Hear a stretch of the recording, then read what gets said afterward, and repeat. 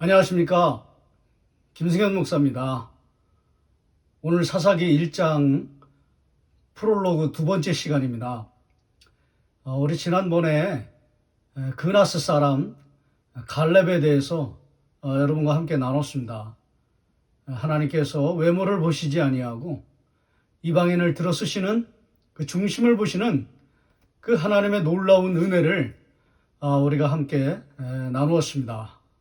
오늘도 이제 그런 흐름 속에서 더 놀라운 하나님의 은혜가 이렇게 펼쳐지는데요. 갈렙의 딸, 갈렙은 이방 사람이었습니다. 잡족이었습니다. 에돔 족속이었잖아요. 그러니까 이 갈렙의 딸, 오늘 악사 이야기인데요. 지난번에 제가 예고 드린 것처럼 같이 또 그냥 계속 에돔 족속이에요. 잡족의 후손들. 그런 이야기입니다.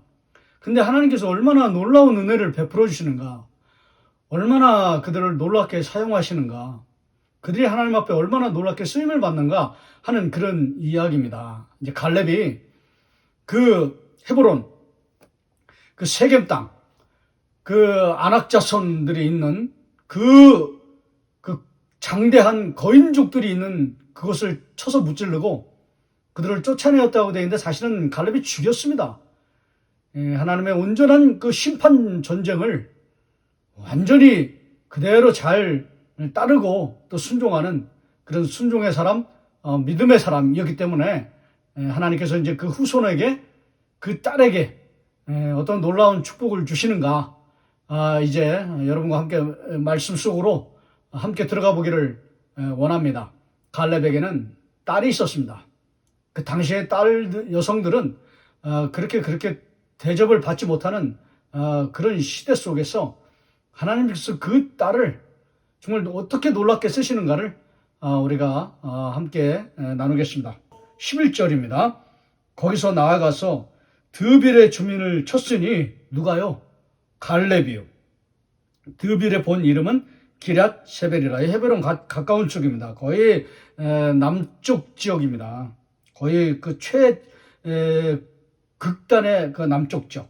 갈렙이 말하기를 기럇세벨을 쳐서 그것을 점령하는 자에게는 내 딸 악사를 아내로 주리라 하였더니, 당시에는 그 여성을 전리품으로 이렇게 인식을 했기 때문에 고대 근동아시아 지방에서는 그냥 이기면은 승리하는 자 가서 전쟁을 치러라. 기럇세벨을, 그 기럇세벨을 차지하는 자에게 내 딸을 전리품으로 줄 거다. 가서 싸워라. 그런 게 아니에요. 여기 전리품으로 주는 게 아닌 것입니다. 정말 하나님께서 정말 믿음 있는 자를 보시고 축복해 주시는 그런 장면이라고 여러분이 여기시고요. 생각을 해야 됩니다. 어쨌든 갈렙이 자기 딸을, 가장 귀하게 여기는 딸을 이제 아내로 맞이할 수 있도록 그렇게 축복해 주겠다. 그런 뜻입니다. 근데 여기서 이제 온니엘이 이제 나오잖아요. 그 뒤에 또 이제 온니엘이 한 번 더 나옵니다. 근데 이제 온니엘은요, 그렇게 큰 역할을 하지 않습니다. 그래서 이제 첫 사사 온니엘도 제가 잠깐 하고 넘어갈 것이거든요. 그러니까 여기서도 그렇게 크게 비중을 차지하지 않기 때문에 온니엘이 주인공이 아니에요. 근데 온니엘이 일어나서 이제 기럇세벨을 점령하고 이제 악사를 차지하는 이야기다. 거꾸로 보셔야 돼요. 악사를 차지하는 게 아니라 악사를 정말 그 현숙한 여인, 그 지혜로운 여인. 그 성경에 우리는 그 솔로몬이 가장 지혜로운 사람이다 이렇게 말하는데요. 저는 오늘 본문을 보면요, 솔로몬보다 더 지혜로운 사람이 나옵니다. 사사기에. 그게 누구냐면 악사예요. 그 악사를 선물로 받는, 그 악사를 하나님께서 주시는, 그 얻는 그런 이야기라고 보셔야 돼요. 차지하는 이야기가 아니라 얻는 이야기. 악사를 얻는 놀라운 은혜를 이제 온니엘이 이제 받았다, 이제 그런 뜻인데요. 악사는 어떤 사람인가? 굉장히 지혜로운 사람이에요. 그 솔로몬 시대의 술람비 여인이 굉장히 지혜롭다고 그렇게 말하잖아요. 술람비 여인보다 더 지혜로운 여인이 바로 악사였습니다. 여러분, 그 룻기서 이제 나중에 보면 룻기서의 그 룻도 참 이방인이었지만 그 굉장히 지혜로운 여인이었잖아요. 여기 악사가 얼마나 지혜로운 여인인가. 이제 12절에 갈렙이 말하기를 기럇세벨을 쳐서 그것을 점령하는 자에게는 내 딸 악사를 아내로 주리라 하였더니 13절에 갈렙의 아우 그나스의 아들인 이 에돔 족속의 잡족들이에요. 이방인의 아들인 온니엘이 그것을 점령하였으므로 갈렙이 그의 딸 악사를 그에게 아내로 주었더라. 할렐루야. 이런 놀라운 결혼식 이야기가 굉장히 긍정적이고 승리하는 이야기고 은혜 받는 이야기고 축복받는 이야기. 1장 전체는 거의 비극적인 이야기입니다. 그냥 슬픈 이야기입니다. 그 찬란한 슬픔, 찬란한 비극이라고 표현했는데 그게 정확합니다. 그런 이야기예요. 다 쫓아내지 못하고 불순종하는 이야기. 여러분 19절도 보십시오. 여호와께서 유다와 함께 계셨으므로 그가 산지 주민을 쫓아내었으나 골짜기의 주민들은 철병거가 있으므로 그들을 쫓아내지 못하였으므로 타협이라고 말씀드렸잖아요. 불순종이라고 말씀드렸잖아요. 그때의 왕이 없으므로 사람들이 자기 소견에 오른 대로 행하였더라. 여기 그 나오잖아요. 다 이런 시대예요. 이런 시대에 정말 긍정적인 이야기, 믿음의 이야기, 승리의 이야기, 은혜 받는 이야기, 하나님 말씀에 온전히 순종하는 이야기, 악사의 이야기. 악사를 하나님께서 귀하게 정말 악사를 아내로 얻는 그런 놀라운 그런 결혼의 이야기, 축복의 이야기라는 것입니다. 어쨌든 온니엘이요. 그래서 악사를 이제 아내로 얻었습니다. 그걸로 끝나는 게 아니라 제가 왜 지혜롭다고 말했냐면요. 14절 때문에 그래요. 악사가 출가할 때 이제 결혼식 잘 치렀겠죠. 그리고 나서 이제 신혼집이 필요하고요. 살 데가 필요하잖아요.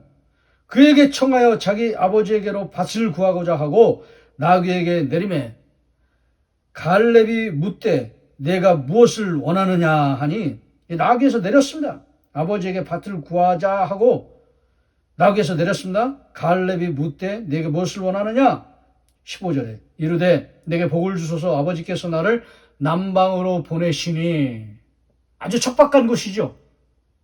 황무한 곳이죠. 굉장히 이렇게 척박한 그런 환경이죠. 환경. 그런 신혼집이에요. 거처가 좋은 데가 아니에요. 북쪽이 좋은 데인데요. 남쪽은 광야 지역이잖아요. 그런 곳에 가면서 1절 불평이 한마디 없어. 아버지! 왜 이러셔요? 저한테 왜 그러세요? 그렇게 믿음이 좋으시고 용맹하신 분이 저 북쪽으로 쭉쭉쭉 올라가시면서 좋은 데 차례해가지고 저한테 주실 일이지. 남방으로 기레세벨로 여기 아무것도 없는 이 지역으로 이게 무슨 신혼집입니까? 이런 신혼집이 어디 있습니까? 이런 불평이 한마디도 없습니다. 가게 하시면은 제가 그대로 따르겠습니다. 그대로 가겠습니다. 그냥 믿음으로 순종하겠습니다. 더 놀라운 믿음의 이야기가 나오는 것이죠. 남방으로 이제 보내시니까 이제 갑니다. 가는데 샘물은 중요합니다. 샘물을 내게 주십시오. 그러면서 갈렙이 윗샘과 아랫샘을 그에게 주었더라게 되어 있는데 정확히 말씀드리면 원문을 보면 윗샘을 주시고 아랫샘도 주십시오. 얼마나 지혜로운 여인입니까? 많은 그 온니엘의 그 용사들, 군사들, 그 사람들과 함께 척박한 땅으로 가면서 그 사람들을 경제적으로 이렇게 다 돌볼 수 있는 그런 장치를 다 마련했다는 거예요. 다 준비했다는 거예요. 얼마나 그 전에 기도를 했겠습니까? 하나님, 저는 이제 결혼 정년기가 돼가는데 저의 인생은 앞으로 어떻게 될지 잘 모르겠습니다.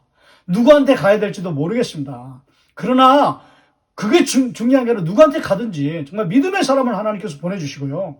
더 중요한 거는 제가 경제적으로 이렇게 다 보호할 수 있도록, 다 이렇게 지지할 수 있도록, 이렇게 다 준비할 수 있도록 하나님 저에게 지혜를 주십시오. 현숙한 마음을 허락하여 주시옵소서. 주여 제게 지혜를 허락하여 주시옵소서. 하늘의 지혜를 내려 주시옵소서. 이렇게 기도했다는 거예요.